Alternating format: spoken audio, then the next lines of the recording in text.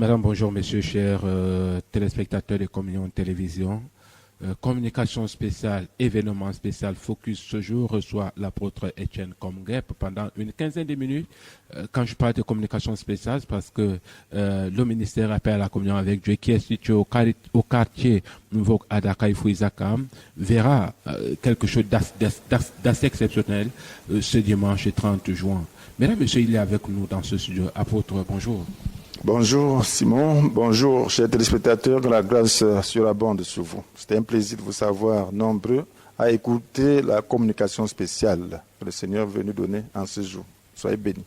Apôtre, nous sommes, c'est la dernière ligne droite, j'allais dire, la dernière semaine qui nous mène tout droit à ce dimanche 30 juin 2019. Alors, est-ce que tout est fait prêt pour ce grand culte de guérison? Oui, j'avais dit que même si ça se tenait depuis, alors ce serait prêt, on serait prêt, parce que le Seigneur est toujours prêt, c'est l'homme qui n'est pas souvent prêt. Oui. Donc, je vais simplement dire que nous avons assez communiqué, et là maintenant, nous attendons seulement que les gens viennent, puis expérimenter la grâce de Dieu, expérimenter la puissance de Dieu. Donc, je crois que le Seigneur est prêt. D'accord. Vous voulez que les gens viennent. Qu'est-ce qui va se passer de façon concrète, apôtre, ce dimanche? Parce qu'il est quand même nécessaire que quelqu'un en quittant chez lui, qui sache que voilà, je vais à l'ACD, voilà. Donc, c'est un culte centré sur la guérison. Donc, cela veut dire que le culte veut dire d'abord que ce sera un culte normal, mais spécial, du fait que on va parler de la guérison, parce que la parole du Seigneur, c'est elle d'abord qui guérit. Donc il faut comprendre ce que c'est que la guérison divine. Donc comment s'approprier cette guérison. Donc cette parole sera proclamée donc, avec puissance, comme Jésus veut proclamer la parole de Dieu. Oui. Donc ensuite, maintenant, alors avant la parole, il y a l'adoration pour conditionner, parce qu'il faut entrer dans l'esprit. Donc il faut être en communion avec le Seigneur. Oui. Donc, que l'atmosphère soit remplie donc, de la présence de Dieu, parce que finalement, c'est Dieu qui guérit. Donc maintenant, la parole sera proclamée. Donc pendant la proclamation de la parole, les gens peuvent déjà avoir la guérison, parce que la parole, c'est elle qui donne la foi. Donc la foi vient de ce que l'on entend, et ce qu'on entend vient de la parole de Dieu. Oui. Donc, alors cette parole sera déclarée. Ensuite, maintenant, la guérison sera proclamée. Et puis, on va prier encore pour insister donc, sur des cas, ainsi de suite. Donc, et puis, maintenant, les gens pourront rendre grâce au Seigneur. Et puis, donc, s'il y a des témoignages, ils le font. Donc, il y aura des conseils, bien sûr. Il faut conseiller les gens. Comment faire pour entretenir la guérison, pour garder cette guérison. Oui. Donc, c'était vraiment un culte de guérison. Oui. Voilà. Maintenant, apôtre, le culte va commencer à quelle heure? Donc, nous commençons le culte à 9h précise. Oui. Cela veut dire qu'avant 9h, il faut être déjà là. Pour ne pas perdre l'entrée en matière. Parce que souvent, les gens, lorsqu'on parle de 9h, certains pensent que tout ce qu'on fait là, c'est pour attendre. Ou peut-être pour attendre et les autres, non. Quand on dit 9h, cela veut dire que le culte commence à 9h. Donc, et puis, quand c'est un culte vraiment spécial, dès l'instant, Dieu est déjà là. Il commence déjà à se manifester. Oui. Donc, même déjà les premiers instants. Quelquefois, vous pouvez obtenir votre guérison dès les premiers instants. Oui. Donc, vous pouvez avoir la foi. Quelque chose peut se passer parce que Dieu il est au rendez-vous. Voilà, je parle par expérience.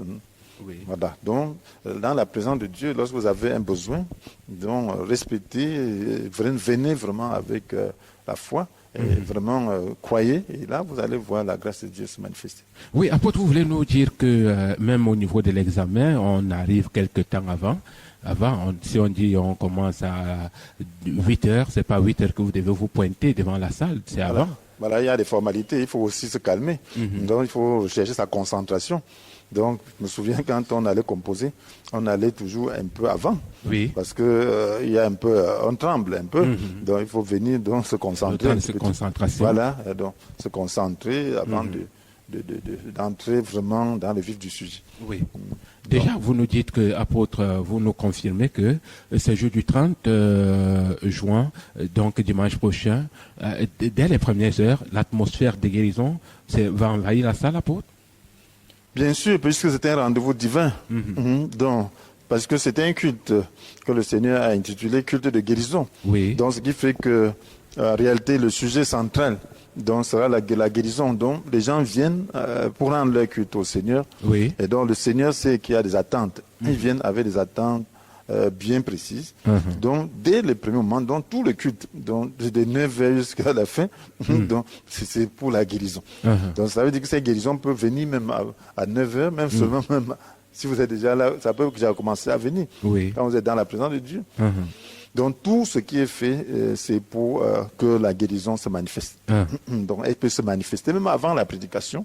Elle peut se manifester pendant la prédication. Elle peut se manifester pendant la proclamation. Elle peut se manifester pendant les prières intenses. Elle peut se manifester pendant le conseil. Donc, alors, c'est important parce qu'elle se manifeste quand tu saisis par la foi, quand la puissance de Dieu agit et que tu as la conviction que quelque chose s'est passé. C'est là où la guérison se manifeste. Donc, ça peut se faire avant la prédication, même ça peut se faire pendant la prédication. Donc, voilà pourquoi il faut être préparé, parce qu'en réalité, Dieu est toujours prêt. Donc, c'est les cœurs qui ne sont pas souvent prêts. Oui. Alors, Dieu ne fait rien sans la foi. Donc, Dieu a déjà rempli les conditions pour que tout le monde puisse avoir sa guérison. Mais tout le monde ne peut pas l'avoir parce que tout le monde n'a pas le cœur ouvert. Oui. Tout le monde n'a pas la foi. Donc lorsqu'il voit la foi, alors la guérison se produit. Alors lorsqu'on vient dans un culte de guérison, donc il y a la foi, ça veut dire que la foi est là, et là Dieu répand la foi dans l'atmosphère. Oui. Et déjà vous pouvez vous saisir donc, de cette foi, dont la puissance de Dieu se manifeste, parce qu'en réalité c'est le Saint-Esprit qui communique même la parole.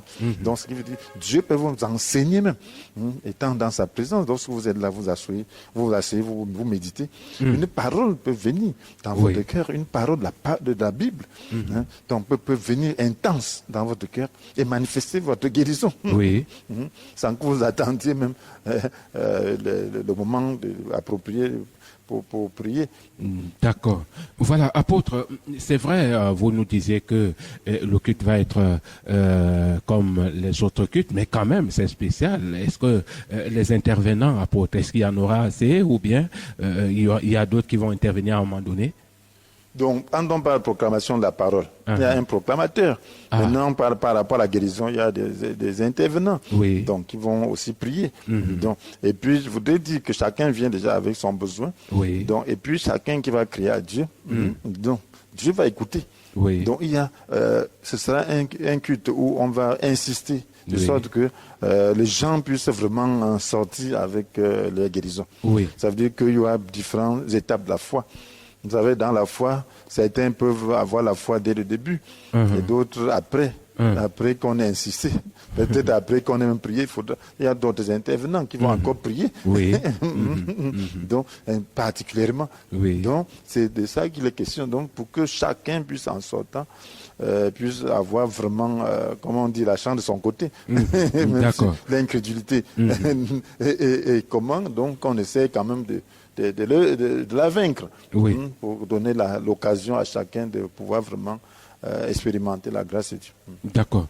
Mesdames, Messieurs, chers téléspectateurs, c'est Focus ce jour reçoit l'apôtre Etienne Komgep. Nous parlons de ce programme, le grand culte des guérisons qui tiendra ici à Mvogada Carrefour et Isaac Kamlo dimanche 30 juin 2019 à partir de 9h. Apôtre, puisque nous parlons de ce culte, quel est le type de malade invité à prendre part à ce culte?